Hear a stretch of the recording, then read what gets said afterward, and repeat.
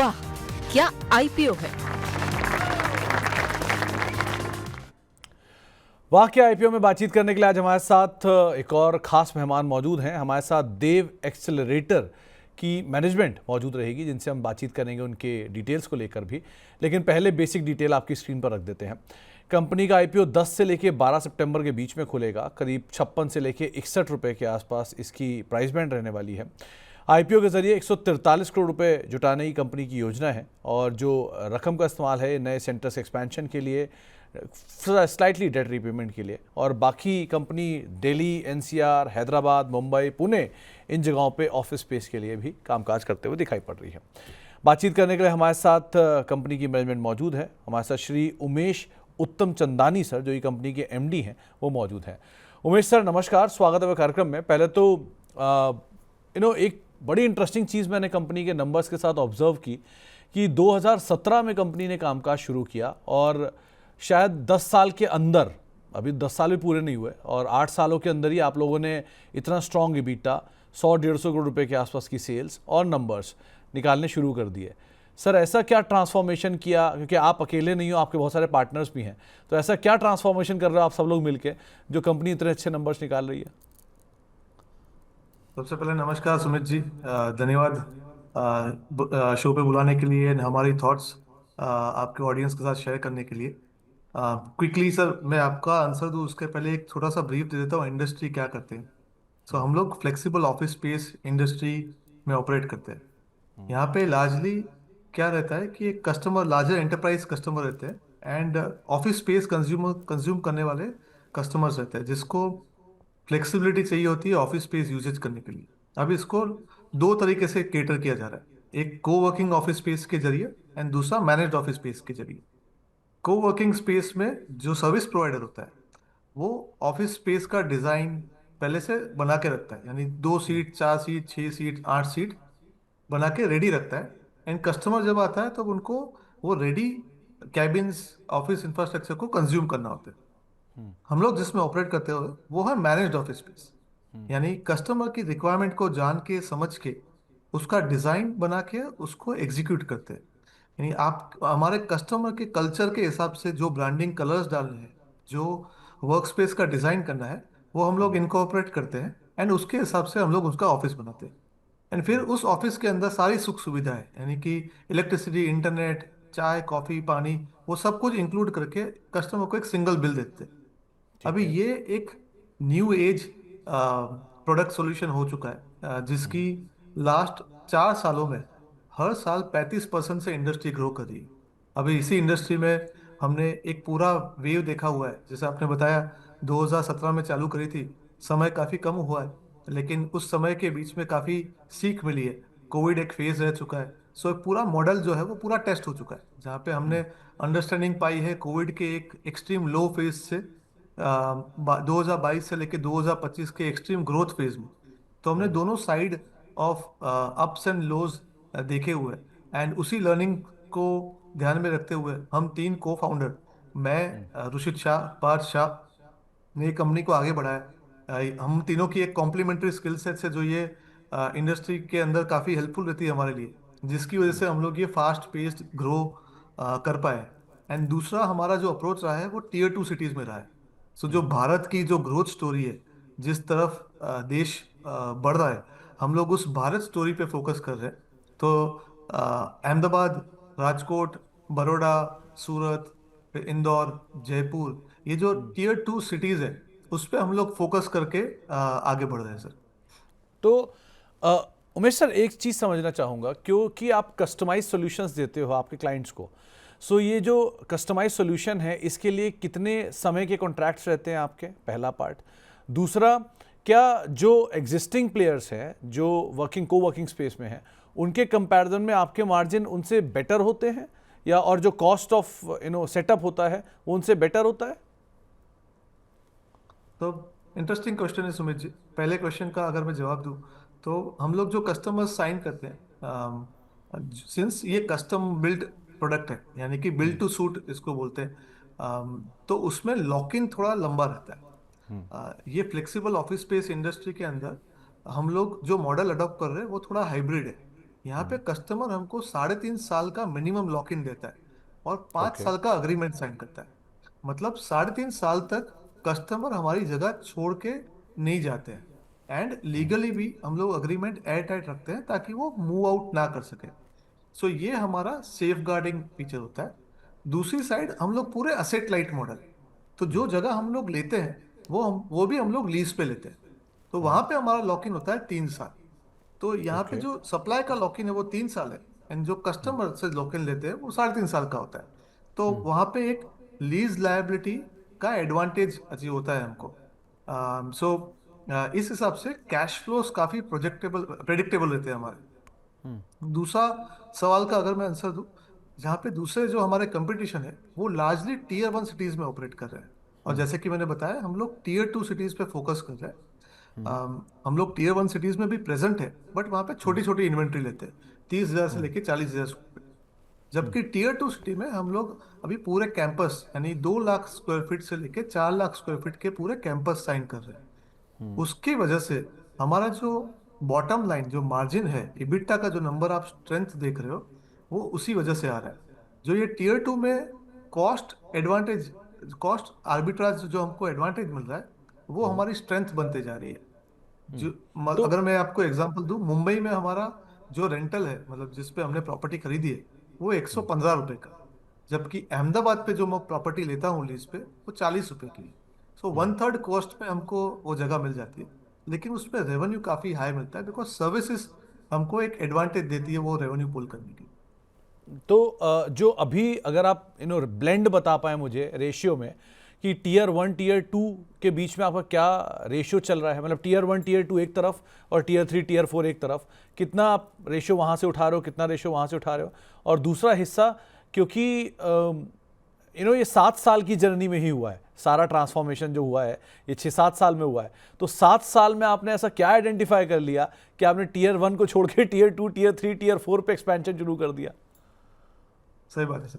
सो हमने tier 1 tier 2 का पहले एक्सपांशन बता दूं। टीयर 1 सिटीज में हम लोग 40% इन्वेंट्री रखते हैं, एंड टीयर 2 सिटीज में हम लोग 7% इन्वेंट्री रखते हैं।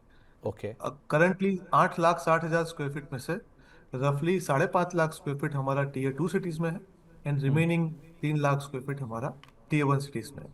जहाँ पे टीयर 1 सिटीज में हम लोग मुंबई, पुणे, हैदराबाद एंड नोएडा को गिनते हैं, एंड टीयर 2 सिटीज में हम लोग अहमदाबाद, बड़ौदा, राजकोट, उदयपुर, गांधीनगर, इंदौर, जयपुर, ये सारे शहरों को गिनते हैं। अभी टीयर 2 सिटीज क्यों करते हैं, एंड टीयर 2 सिटीज में भी एंटरप्राइज मॉडल क्यों करते हैं? जब हमने बिजनेस चालू किया था 2017 में, तब ये मैनेज्ड ऑफिस स्पेस का वर्ड आया नहीं था इंडस्ट्री के अंदर।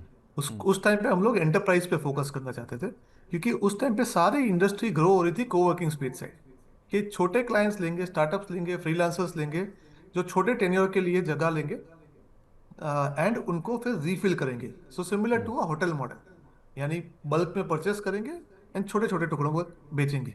ये मॉडल ओके। हमसे थोड़ा डाइजेस्ट नहीं हुआ, इसलिए हमने 2017 में ट्वीक किया था, जहाँ पे हमने उस पहले दिन से ही एंटरप्राइज पे फोकस किया था। एंड फॉर्चुनेटली जो हमारा पहला क्लाइंट था, उसने हमने हमसे पहले दिन ही 500 सीट का डील साइन किया था, जो उस टाइम पे अहमदाबाद में नहीं, इंडिया में काफ़ी बड़ी न्यूज़ थी। एंड वो मॉडल एग्जीक्यूट किया, फिर हमने अगले साल टेस्ट किया उसको, और 2 सेंटर्स ओपन करके बड़ौदा में। तो वहां पे भी हमने एंटरप्राइज क्लाइंट्स लाए। सही पता हमको तब चला जब कोविड फेज आया। कोविड के टाइम पे जो हमारे सारे एंटरप्राइज क्लाइंट्स थे, उन लोगों ने हमारे साथ रिलेशनशिप कंटिन्यू रखा, यानी कि कॉन्ट्रैक्ट्स को ब्रीच नहीं किया। ओके। जबकि जो कोवर्किंग वाले क्लाइंट्स थे, वो सब लोगों ने सारे कॉन्ट्रैक्ट ब्रीच कर दिए, क्योंकि वो छोटे क्लाइंट्स थे और उनकी इन्वेंट्री भी छोटी थी। यानी 2 सीट से लेके 10 सीट वो हमारे साथ लेके बैठे हुए थे। तब हमको रियलाइज हुआ कि मैनेज्ड ऑफिस स्पेस में रेवेन्यू की स्टेबिलिटी मिलती है, बी कस्टमर हमारे साथ लंबे टाइम तक रहता है, एंड वो दूसरे शहरों में भी एक्सपांड करता है। तो ये वाली स्ट्रेटेजी हमने सोचा कि इसको ही एक्सटेंड करते हैं एंड कंटिन्यू करते हैं। तो आज के दिन पे 85% जो हमारा रेवेन्यू आता है वो मैनेज ऑफिस स्पेस में से आता है, एंड पंद्रह ओके। प्रतिशत जो हमारा रेवेन्यू है वो कोवर्किंग स्पेस में आता है। अभी सर आती है बात टीयर 2 सिटीज में क्यों। सो हमने पहले 2 साल में दोनों मॉडल टेस्ट किए। हमने 2 सेंटर अहमदाबाद और बड़ौदा में डाले, और एक सेंटर हमने मुंबई में डाला। तो हमने देखा कि जो अहमदाबाद और बड़ौदा के जो सेंटर्स है, वहाँ पे हमें रेंट टू रेवेन्यू का जो रेशियो है वो 2.5 टाइम्स जनरेट हो रहा था। यानी जो मैं 40 रुपए की प्रॉपर्टी ले रहा था उसमें मुझे 100 से लेके 105 रुपए का रेवेन्यू जनरेट हो रहा है। और जो मुंबई की प्रॉपर्टी है, वहाँ पे मैं 100-110 रुपए में प्रॉपर्टी ले रहा हूँ और 200 रुपए का मुझे रेवेन्यू जनरेट हो रहा है। तो वहाँ पे मेरा रेंट टू रेवेन्यू रेशियो बन रहा था 2x। तब हमको रियलाइज हुआ कि ये दो अप्रोच, एक एंटरप्राइज कस्टमर्स पे फोकस करना, दूसरा टीयर 2 सिटीज में और स्ट्रेंथ बनाना, इसको और बड़ा करते हैं एंड स्केल करते हैं। एंड अगले 2 साल में हमको रियलाइज हुआ कि ये हमारी यूएसपी बनती जा रही है एंड वो एक एंट्री बैरियर बनता जा रहा है बड़े कंपटीटर्स को टीयर 2 सिटीज में एंटर करने के लिए। तो उमेश सर, एक साथ दो सवालों को क्लब करूंगा। पहला, आपके क्योंकि आप एमएनसीज को भी डील करते हैं, एसएमईज को भी डील करते हैं और बहुत सारे क्लाइंट हैं, सो जो क्लाइंट प्रोफाइलिंग है इसमें मतलब कितने रिपीटिव क्लाइंट्स हैं, कितने एमएनसीज हैं, कितने एसएमई हैं, इस पार्ट को एक ध्यान रखिएगा। दूसरा, आप ऑस्ट्रेलिया में एक्सपैंड करने जा रहे हैं, टीयर 1, टीयर 2, टीयर 3, टीयर 4 करते करते सडनली इंटरनेशनल मार्केट, ऐसा क्यों? सब पहले सवाल का सुमित जी आंसर दे दूं। जहाँ पे ये हमारा जो फोकस है कौन से टाइप के कस्टमर, सो हम लोग डिफाइन करते हैं हमारा आइडियल कस्टमर पर्सोना। हमारा आईसीपी जो है वो है एसएमई, मतलब mid size to large size enterprise client, जो $100 मिलियन से लेके $400 मिलियन का रेवेन्यू करती है। एंड वो हमारे पास से 100 सीट से लेके 800 सीट क्रिएट करवाने आया हुआ है। तकरीबन 8,000 स्क्वायर फीट से लेके 50,000 स्क्वायर फीट। ये कस्टमर पर्सोना को हम लोग टारगेट करके उनको केटर करते हैं उनकी रिक्वायरमेंट को। इसमें जो कस्टमर ब्रेकअप है वो सारे SMEs to large size enterprises है। स्टार्टअप्स जो है उसका मिक्स हमारे मैनेज ऑफिस स्पेस में ऑलमोस्ट निल है। स्टार्टअप्स हमारा कोवर्किंग स्पेस यूज करते हैं, बट मैनेज ऑफिस स्पेस में हमारे पास स्टार्टअप्स काफी कम है। ठीक है। अभी रही बात सर एक्सपांशन आउटसाइड इंडिया करने की, तो मुझे लगता है अगला ग्रोथ जो आएगा real estate office space consumption के अंदर, वो आएगा ग्लोबल कैपेबिलिटी सेंटर्स के द्वारा। आज के दिन पे 1750 ग्लोबल कैपेबिलिटी सेंटर्स इंडिया में प्रेजेंट है एंड उन्होंने रफली 1.3 मिलियन एम्प्लॉयमेंट जनरेट करी हुई है। अभी ये लोगों का एम्प्लॉयमेंट इतना स्ट्रांग है कि कैपेबिलिटी सेंटर्स के अंदर एट्रिशन काफी कम है। एंड ऐसा माना जा रहा है, ऐसा प्रोजेक्शन है कि अगले 2 साल में तकरीबन 2500 ग्लोबल कैपेबिलिटी सेंटर्स इंडिया में ऑपरेट कर रहे होंगे। तो ये क्लाइंट्स को हम लोग टारगेट करना चाहते हैं। अगर इन क्लाइंट्स को लॉन्ग टर्म के लिए सर्व करना है हमको, तो हमको एक इंडिया लिमिटेड कंपनी नहीं बन के हमको एक एशिया में फोकस करने वाली कंपनी बनना पड़ेगा, जहाँ पे एपेक मार्केट के अंदर जाके जहाँ से क्लाइंट्स इंडिया में आ रहे हैं वही सोर्स से हम लोग अगर रिलेशन बनाना चालू करें तो इंडिया में उनकी ग्रोथ स्टोरी हम लोग कैप्चर कर सकते हैं। ये हमारा पहला थॉट प्रोसेस। दूसरा थॉट प्रोसेस है हमारा कुछ एग्जिस्टिंग क्लाइंट्स है इंडिया के जिनको ऑस्ट्रेलिया में एक्सपांड करना है, तो हमारे लिए वो बैक टू बैक ट्रांजेक्शन हो जाएगा, तो रिस्क काफी मिटिगेट हो जाएगा, तो एक्सपांशन भी इजी हो जाएगा। ये दो सोच लेकर ही हम लोग आउटसाइड इंडिया एक्सपांड कर रहे हैं। सर, फिर से दो सवाल को एक साथ क्लब करूंगा।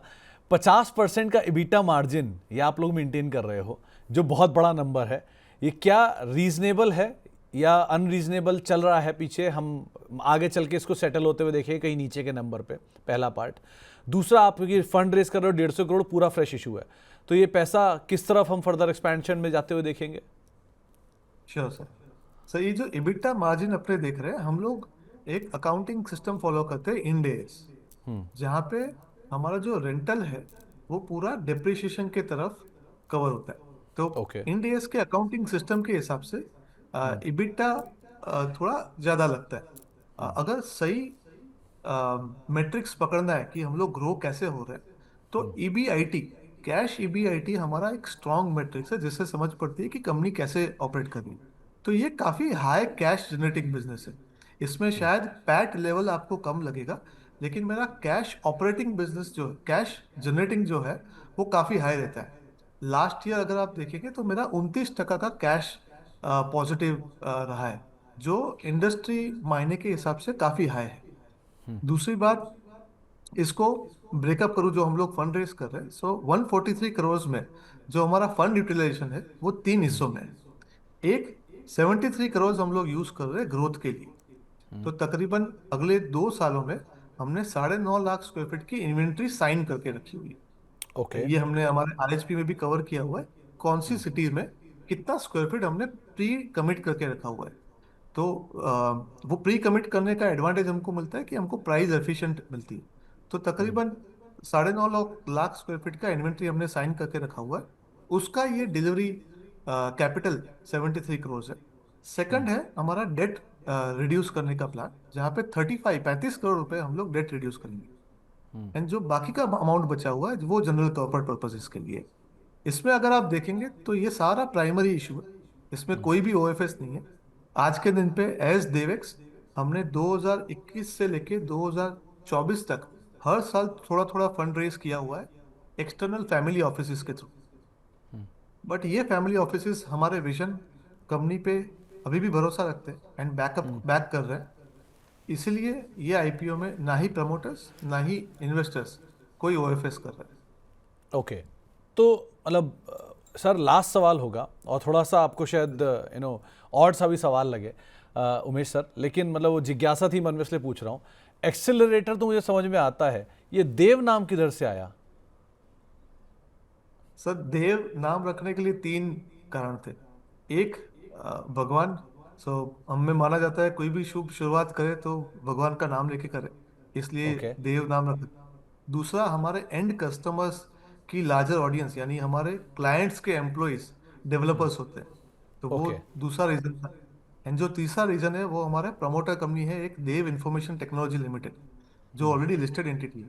तो वहां से उनका आईटी फ्रेटर्निटी में काफी प्रोमिनेंट नेम था। तो ये हाँ। 3 रीजंस को लेके हमने हमारा नाम रखा था देव एक्सेलरेटर लिमिटेड। एंड ब्रांडिंग हम लोग जो करते हैं वो देव एक्स के थ्रू करते हैं। ओके। चलिए, बहुत बहुत शुक्रिया उमेश सर, बहुत सारी बातें हुई, समय का अभाव था वरना आपसे और बात करते हैं, लेकिन बहुत बहुत शुक्रिया। शुभकामनाएं आपको आने वाले समय के लिए और बढ़िया नंबर्स उम्मीद है देखेंगे हम आपके आईपीओस में। और बहुत बहुत शुक्रिया एक बार फिर से हमें अपना समय देने के लिए, हमसे बातचीत करने के लिए, और आने वाले समय के लिए आपको बहुत बहुत शुभकामनाएं भी।